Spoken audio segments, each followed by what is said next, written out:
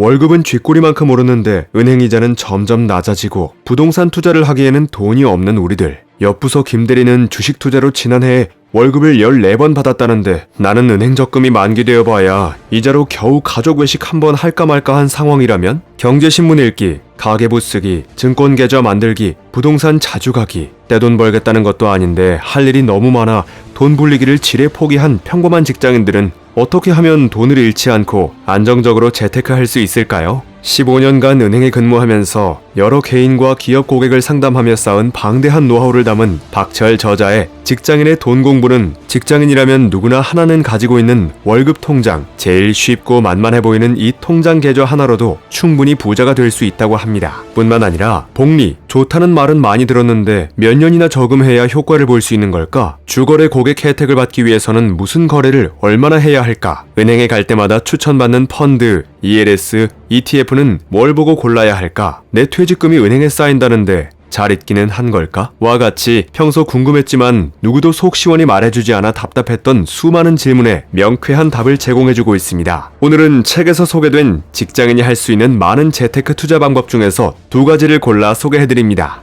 1. 수익 나는 펀드는 이렇게 선택하라. 최근에 주식시장이 좋아졌던데 내 펀드는 왜 이 모양이죠? 펀드에 가입한 고객들이 창구를 찾아가 자주 하는 말이라고 합니다. 펀드 상품별 특징을 잘 이해하지 못하면 이처럼 여러 오해를 할 수 있습니다. 따라서 수익이 나는 펀드를 선택할 때에는 기준이 필요합니다. 첫째, 내가 잘 아는 곳에 투자하라. 본인이 잘 알지 못하는 분야나 국가에 대한 투자는 되도록 정리하고 친숙하고 남들보다 더 알고 있는 분야에 투자하는 펀드를 선택합니다. 아는 만큼 이익을 얻는 게 펀드 투자입니다. 둘째, 과거 수익률 좋은 펀드가 미래 수익률도 좋을 확률이 높다. 과거 수익률이 높다고 무조건 미래 수익률이 좋은 건 절대 아닙니다. 하지만 평균적으로 봤을 때 예전에도 운용을 잘한 펀드가 앞으로도 높은 실적을 올릴 가능성이 큽니다. 펀드의 과거 수익률을 확인할 때는 1개월, 3개월 등 짧은 기간보다는 1년 이상 장기 수익률 추이를 관찰하는 것이 좋습니다. 셋째, 새내기 펀드를 집중 공략하자. 새로 나온 펀드는 과거 수익률을 확인할 길이 없어 불안할 수 있습니다. 그런데 1호 펀드의 흥행 여부는 2호, 3호 등 시리즈 펀드로 이어질 수 있느냐 없느냐를 판단하는 기준이 됩니다. 그러므로 운용사들은 그 펀드에 더 신경을 써서 운용할 가능성이 큽니다. 장기보다는 단기 투자를 할 경우에 신규 펀드를 추천합니다.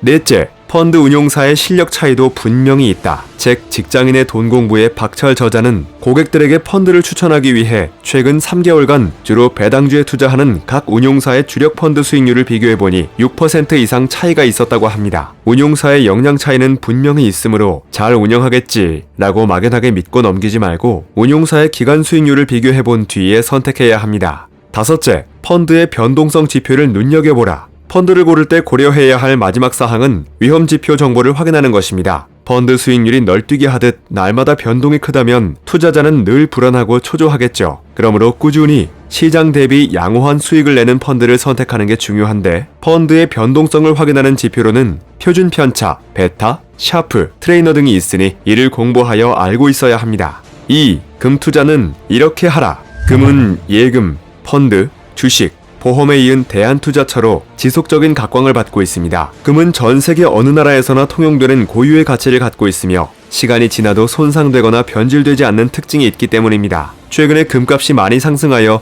직장인들이 금 투자에 대해 관심이 많지만 정작 어떻게 투자해야 하는지 아는 사람은 거의 없습니다. 의외로 은행에 가서 금 통장을 만드는 것만으로 쉽게 소액으로 금 투자를 할 수 있습니다. 정치적으로 불안하거나 전쟁 발발 위험 등이 높아질수록 금의 가치는 올라가며 물가 상승으로 인해 화폐 가치가 하락할 때를 대비할 수 있는 위험 분산 기능도 있습니다. 따라서 금은 자산의 포트폴리오를 다양화하는 데 필수적인 투자처입니다. 그렇다면 금 투자의 타이밍은 어떻게 잡아야 할까요? 다음과 같은 원칙을 지키면 좋습니다. 첫째, 금의 수요가 증가하고 공급이 줄어들면 가격이 오릅니다. 금 수요의 절반 이상을 보석류 등 장신용이 차지하기 때문에 금 장신구의 수요가 높아지는 시기에는 금값이 오릅니다. 실제로 인도 사람들이 결혼식을 많이 올리는 1월에서 6월에는 금 가격이 상승한다는 통계도 있습니다. 금은 달러와 달리 인위적으로 유통량을 늘릴 수 없는 한정된 자원이므로 공급 측면에서 금값은 장기적인 상승세를 보일 것입니다. 둘째, 달러화 가치가 떨어질수록 금과 같은 실물 자산의 가격은 오릅니다. 미국에서 경제 위기에 대처하기 위해 또는 양적 완화의 일환으로 달러를 푼다는 뉴스가 나올 때면 여지없이 금값이 올랐다는 이야기도 함께 나옵니다. 미국 경기 악화에 대한 뉴스가 많이 보이면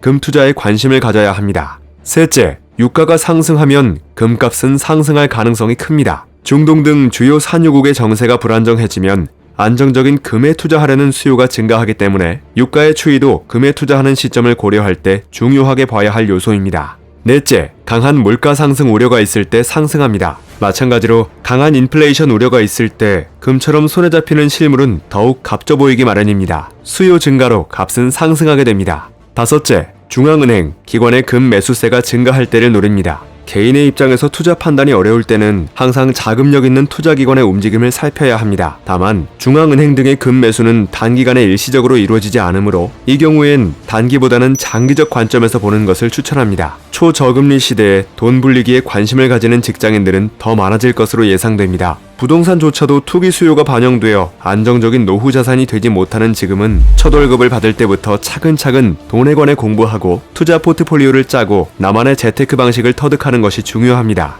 책 직장인의 돈 공부는 사회초년생들이 기초경제에 눈을 뜨고 돈을 어떻게 관리해야 하는지 알고 자신에게 알맞은 투자 상품을 골라 안정적으로 자산을 불릴 수 있도록 돕는 책입니다. 이 책에는 주거래 혜택 챙기는 법부터 소액으로도 예금과 적금 알차게 운용하는 법, 은행에 저금하듯 쉽게 금과 달러 사는 법, 펀드와 ETF, ELD 등 투자 상품의 구조를 이해하고 수익 내는 법, 해외 부동산에 투자하는 법까지 손해보지 않고 월급을 불릴 수 있는 성실한 재테크법이 총정리되어 있습니다. 살면서 누구나 한두 번은 받을 일이 생기지만 까다로워 골치 아팠던 은행 대출 똑똑하게 받는 법, 부자들은 꼭꼭 챙기는 은행 창구의 숨은 혜택 등 우리가 몰라서 못 누리고 귀찮아서 놓쳤던 은행 이용법까지 한번 배워 평생 써먹는 재테크 방법 역시 배울 수 있습니다. 올해 2020년은 그 어느 때보다 시장의 불확실성이 큰 한 해가 될 것으로 예상됩니다. 손해보지 않고 안전하게 돈 불리는 재테크 방법을 통해 부자의 길로 한 걸음 나아가시길 바랍니다.